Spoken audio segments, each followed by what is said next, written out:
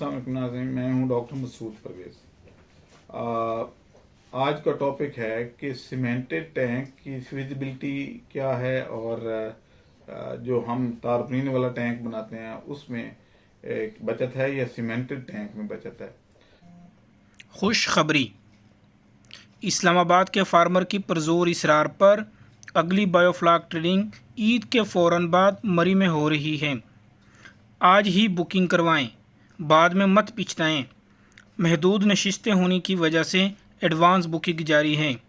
सहूलियात, रिहाइश, नाश्ता और खाना।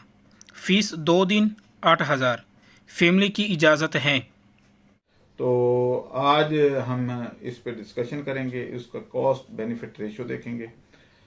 सबसे पहले तो ये है कि जो हम सिंपल सिविल वर्क करवाते हैं जिसमें 3 वार या रदे लगते हैं ईंटों के, तो उस पे तकरीबन 500 ईंट लगती है। जब आप उसकी दीवारें 4 फुट करेंगे तो तकरीबन 7,000 ईंट लग जाती है। उसकी बेसमेंट बनाने के लिए बजरी और ये वो लगा। तो अब ये है कि इतनी ईंट लगा, क्योंकि उसका जो सरकमफेरेंस है वो 45 फुट होता है, 45 फुट लंबाई में, और उसके बाद 9 इंच उसकी चौड़ाई और 4 फुट ऊंचाई या 5 फुट अगर ऊंचाई रखेंगे तो तकरीबन इतनी ईंट लग जाती है। अगर आप 4,000 ईंट की भी कॉस्ट निकालें तो 4,000 ईंट का मतलब ये है कि 60,000 रुपए की ईंट लग गई। और उसके बाद जो दरमियान में अगर कंक्रीट का फर्श डालें, ईंटों का ना डालें, नीचे ईंटें ना लगाएं, तो भी जो उसका नीचे बेस बनती है उस पे तकरीबन 50 फुट बजरी लग जाती है। तो अब ये जो इतनी बजरी और सीमेंट कितना लगेगा? 15 बोरी। तो 15 बोरी सीमेंट, 4,000 ईंट और ये बजरी, रेत और ये सारा मिल मिला के तो तकरीबन 1 लाख रुपए कॉस्ट करता है। क्योंकि लेबर की काफ़ी दिन लगते हैं, कोई 7 से 8 दिन लेबर के लग जाते हैं, और एक मिस्त्री आजकल 1,700 रुपये मांग रहा है और मजदूर 1,200 रुपये मांग रहा है। तो 2 मजदूर और एक मिस्त्री मिल के वो आपको उसका जो खर्चा है वो कितना पड़ेगा ये भी आपको इल्म है। तो ये सारी चीज़ें मिल मिला के तो 1 लाख से भी एक्सीड कर जाता है। जबकि हम जो टैंक लगाते हैं ये 90,000 में लगाते हैं। तो अब बल्कि जो हम डेवलपमेंट्स कर रहे हैं, ये जब ज़्यादा तादाद में हम इस तरह के सिस्टम लगाना शुरू कर देंगे तो 5,000 मज़ीद कम हो जाएगा, तो इरेशन बेहतर हो जाएगी, बिजली का बिल कम हो जाएगा।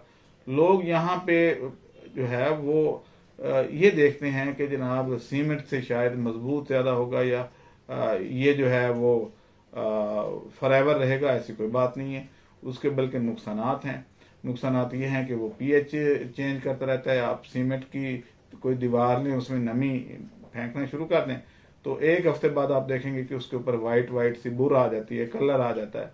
वो कलर जो है वो साल्ट्स होते हैं, और वो साल्ट्स जो हैं वो पीएच को चेंज करते रहते हैं, वो उसकी पीएच बढ़ा देते हैं। तो ये सारी चीज़ें जो हैं वो आपके कंट्रोल से बाहर निकल जाती हैं।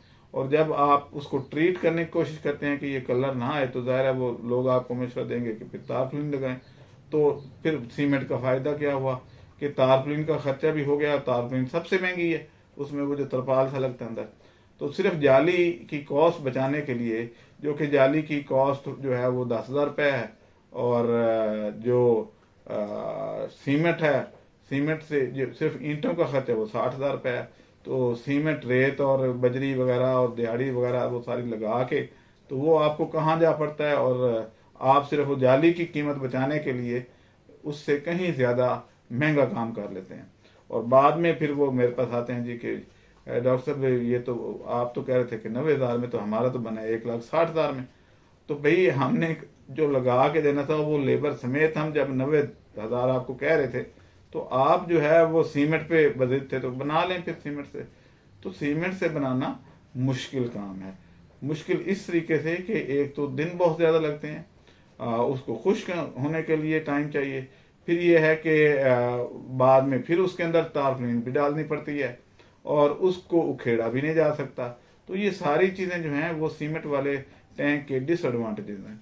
जबकि जो हमारा टैंक होता है उसमें एक बार एक वायर मैश लगा होता है और इस तरीके से जो है वो इकोनॉमिकल रहता है, पोर्टेबल भी रहता है और वेस्टेज बहुत कम आती है। तो आज के लिए बस यही समझाना था कि सीमेंट वाला टैंक जो है वो ज़्यादा कॉस्टली पड़ता है। आप इजाज़त दें मुझे। अल्लाह हाफिज़। हमारे चैनल को सब्सक्राइब करें और साथ में बेल आइकन को भी दबा दें ताकि हमारी हर नई आने वाली वीडियो आप तक बआसानी पहुंच सके।